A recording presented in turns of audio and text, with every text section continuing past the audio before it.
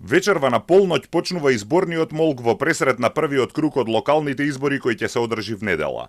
Се гласа за градоначалници и членови на советите на 80 општини и градот Скопје. За 81 градоначалник се пријавени 309 кандидати. Поднесени се 577 кандидатски листи за советници. За 1307 советнички места се пријавени 10.499 кандидати. Државната изборна комисија вчера започна со достава на гласачкиот материјал.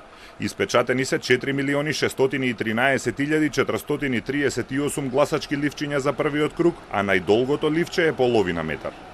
Министерството за внатрешни работи денеска соопшти дека презема мерки и активности заради непречено и безбедно спроведување на изборниот процес. За прв пат ќе користи и дронови. Согласно направените проценки и воспоставените планови, на денот на изборите полициските службеници ќе бидат присутни во близина на локациите на избирачките места, како и на клучните сообраќајни точки, со цел зголемена ефикасност и навремено откривање на можни нарушувања на јавниот ред и мир. Безбедноста на граѓаните ќе биде гарантирана со стандардните материјално-технички средства, мобилни тимови и пунктовско работење, а ќе се користи и современа технологија дронови за воздушна контрола со цел побрза реакција и превземање на соодветни мерки и активности во случај на инциденти. Најмногу кандидати има за градоначалник на град Скопје, 16. По 9 кандидати за градоначалник има во Струга и во Прилеп, а 8 за Битола. Во 21 општина има по само 2 кандидати и тие веројатно ќе добијат градоначалник уште во првиот круг.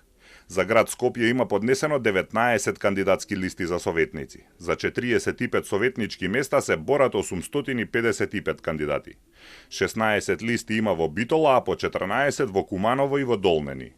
Утре гласаат болните и изнемоштени и затворениците. Пријавени се околу 9000 болни и изнемоштени и 2162 затвореници и притвореници.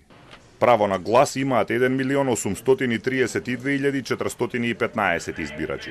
Во земјава има 3.480 избирачки места, но в недела ќе бидат отворени 3.474, бидејќи во 6 избирачки места нема население.